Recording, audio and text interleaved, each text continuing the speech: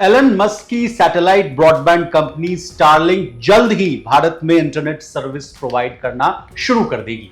देश के केंद्रीय संचार मंत्री यानी कम्युनिकेशन मिनिस्टर ने भी स्टारलिंक को लाइसेंस देने की हामी भर दी है, लेकिन इसके साथ ही एक शर्त भी जोड़ा है। अब एलन मस्क को कौन सा शर्त मानना पड़ेगा? क्या स्टारलिंक भारत सरकार के नियमों को मानेगी या नहीं? इसके अलावा कब स्टारलिंक ने लाइसेंस के लिए अप्लाई किया था और तो और स्टारलिंक का किन किन भारतीय कंपनियों से मुकाबला होगा, बताएंगे सब कुछ आज के इस डिटेल रिपोर्ट में। नमस्कार, आप देख रहे हैं लोकमत हिंदी का स्पेशल शो विस्तार से और मैं हूं आपके साथ विशाल शर्मा।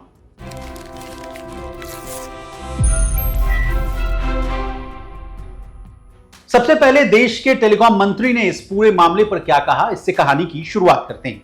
टेलीकॉम मिनिस्टर ज्योतिरादित्य सिंधिया ने बताया है कि भारत सरकार एलन मस्क की कंपनी स्टारलिंक को भारत में काम करने की अनुमति देने के लिए तैयार है, लेकिन इसके लिए स्टारलिंक को भारत के सभी नियमों और कानूनों का पालन करना होगा। उन्होंने कहा कि भारत में किसी भी विदेशी कंपनी को काम करने के लिए कुछ खास नियम होते हैं और स्टारलिंक को भी इन नियमों को पूरा करना होगा। इसके अलावा केंद्रीय मंत्री ने कहा, हम किसी भी कंपनी को, चाहे वो स्टारलिंक हो या कोई और, भारत में काम करने की इजाजत दे सकते हैं, लेकिन उन्हें भारत के सभी नियमों का पालन करना होगा। खासकर उन्हें साइबर सुरक्षा के बारे में ध्यान देना होगा। अगर वो सारे नियम मान लेते हैं तो हमें बड़ी खुशी होगी।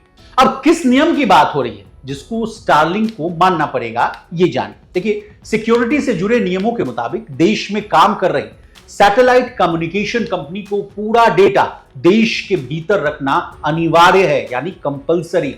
स्टारलिंक को भी यह बताने की जरूरत पड़ सकती है कि अगर इंटेलिजेंस एजेंसियों को जरूरत पड़ी तो उन्हें डेटा कैसे मिले। अब स्टारलिंक का इस पूरे मामले पर क्या कहना है, उनका वर्जन भी जानिए। देखिए, रिपोर्ट्स के मुताबिक सैटेलाइट ब्रॉडबैंड कंपनी स्टारलिंक सरकार के डेटा लोकलाइजेशन और सिक्योरिटी रूल्स को पूरा करने के लिए राजी हो गई। मीडिया रिपोर्ट्स के मुताबिक टेलीकॉम डिपार्टमेंट के साथ मीटिंग में स्टारलिंक ने सैटेलाइट ब्रॉडबैंड सर्विसेज लाइसेंस के लिए डेटा लोकलाइजेशन और सिक्योरिटी से जुड़े रूल्स को लेकर हामी भरी, लेकिन कंपनी ने अभी एग्रीमेंट नहीं दाखिल किया।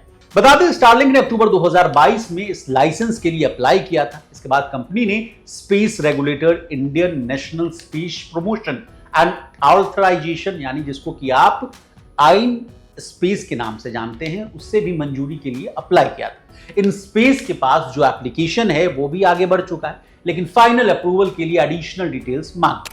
हालांकि भारत में सैटेलाइट ब्रॉडबैंड सर्विसेज तब शुरू होगी जब सरकार प्राइसिंग और स्पेक्ट्रम एलोकेशन के रूल्स तय करे।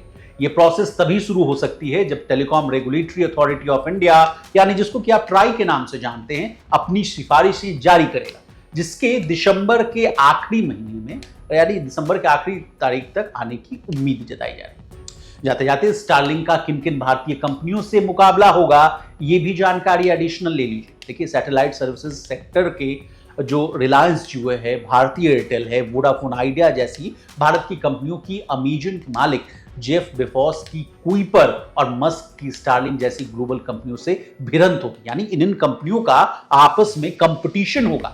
पिछले सप्ताह एक ओपन हाउस सेशन में तीनों भारतीय कंपनियों के रिप्रेजेंटेटिव ने भी कहा था कि शहरी हो या रिटेल कंज्यूमर्स को सैटेलाइट से जुड़ी सर्विसेज देने के लिए सिर्फ नीलामी वाले सैटेलाइट स्पेक्ट्रम का ही इस्तेमाल होना चाहिए।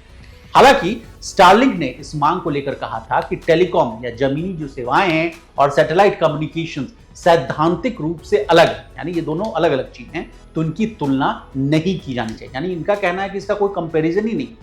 अब हमने आपको स्टारलिंक, भारत सरकार की मांग और इससे जुड़ा तमाम जो जितने भी सवाल जवाब थे उससे आपको रूबरू करवा दिया। आपको हमारी ये डिटेल रिपोर्ट कैसे लगी, कमेंट करके जरूर बताइएगा।